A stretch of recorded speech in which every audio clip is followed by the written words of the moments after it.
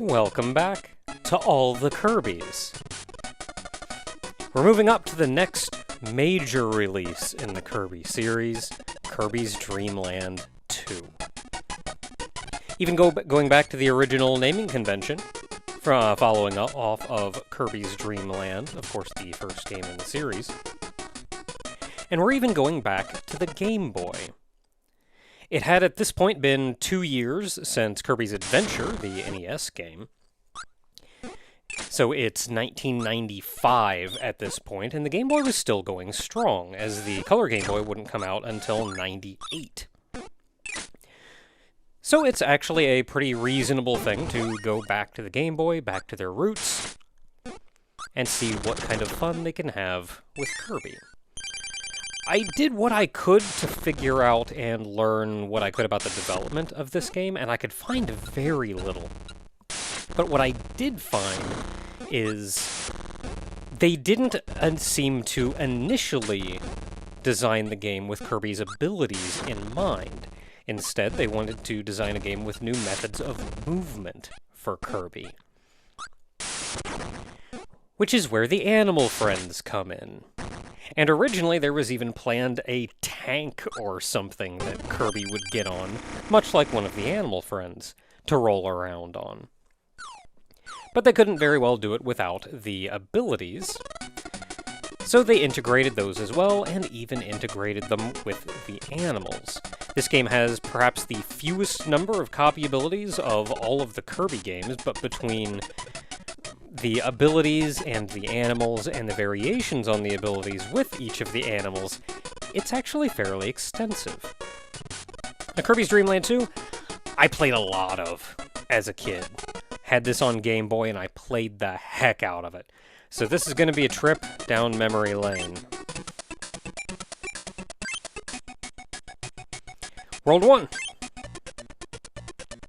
Still have the adorable little world intros.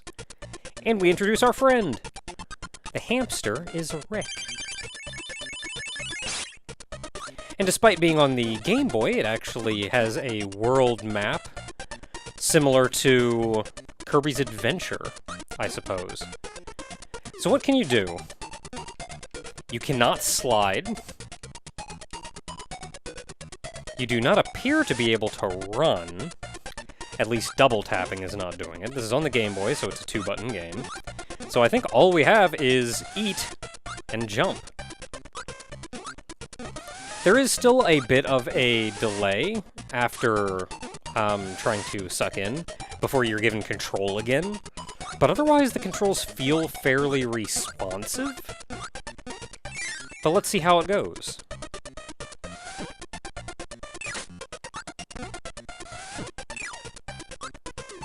So a few things that were added. Standing on the ground and pressing up lets you fly. Also, standing on the ground and pressing jump just makes you jump, and then you can press up in the air to continue flying, which is nice. A few things that were added. That little star that was up there, we could see filled up a meter down there on the HUD. 7 of those, and I believe you get an extra life.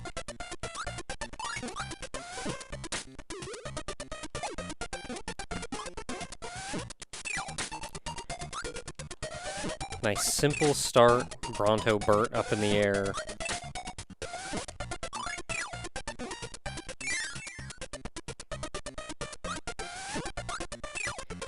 Almost a tutorial, really. Very easy intro.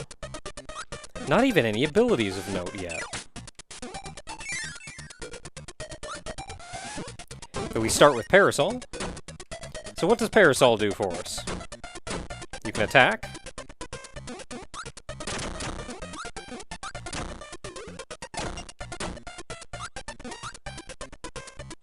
You do still float.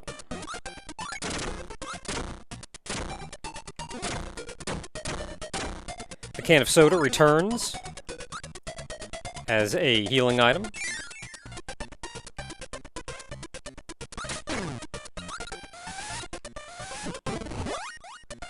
I was kind of expecting the umbrella to fall into him.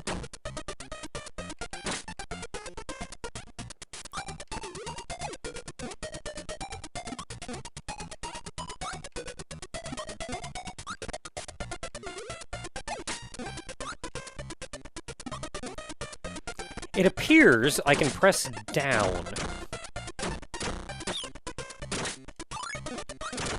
in order to avoid the umbrella. Has a constant hurt box.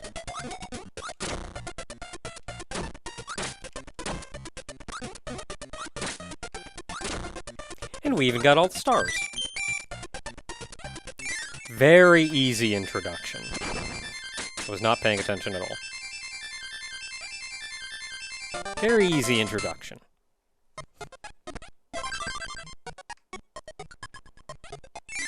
Just an introduction to the very basic controls of Kirby. Dang it. Press select in order to get rid of an ability I was going to get. I believe that there are 7 stars per level. I'm not going to be putting any effort into collecting all 7 of them.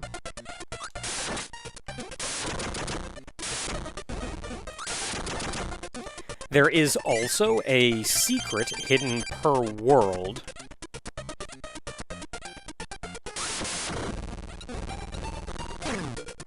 Really?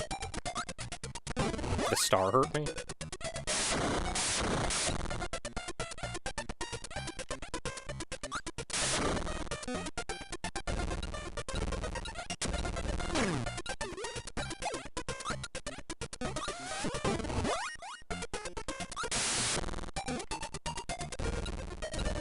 I've done better. Fireball is not good against the Fireball Man.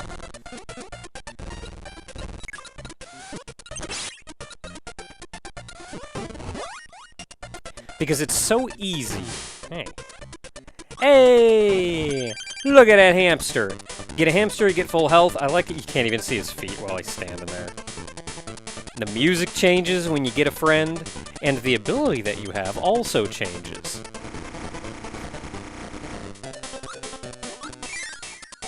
I always kind of considered Fireball to be, if there had to be one, kind of the iconic ability of Rick.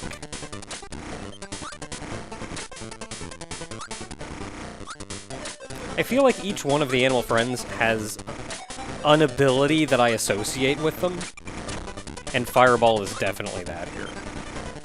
But all the abilities work.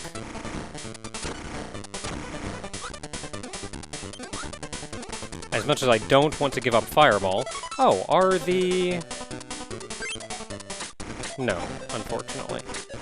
There may be something which I'll check shortly. Scratching my nose. There may be something if I don't have an animal friend. Have an indicator that we've beaten the level.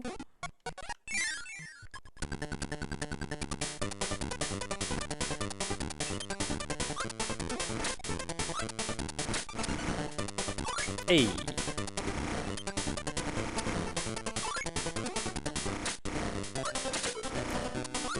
You can move fairly quickly, all things considered, but I'm finding I kind of want to move a little slower. That was just fire again, so I'm not missing out on anything.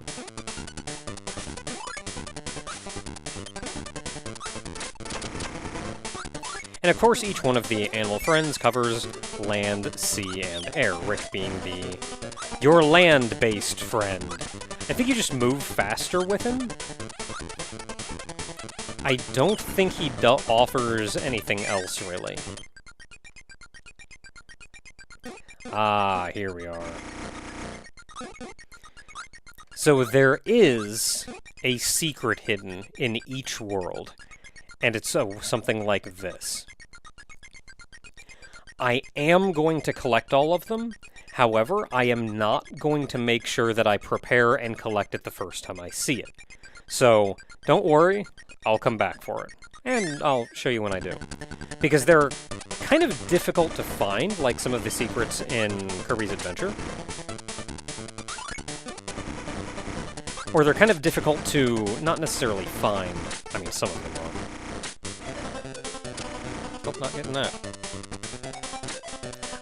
But difficult to trigger, to get into. Like, you have to come there with a specific ability in order to break those blocks. It may have even been Parasol, as you need to be able to attack above you. Got him.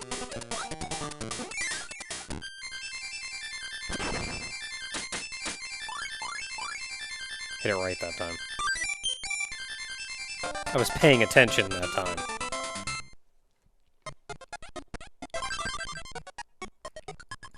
And that opens us up to the boss of World 1.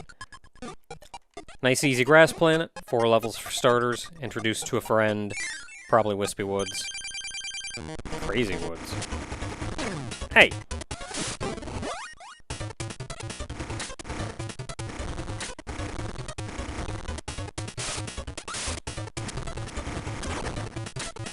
He's free!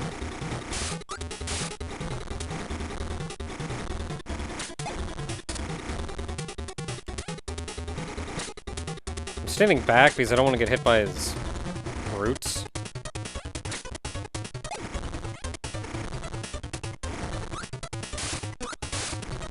Okay, you see his root wiggle.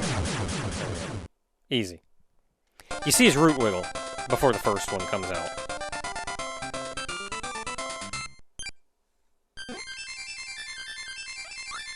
Why'd they have to tie up Wispy Woods, though?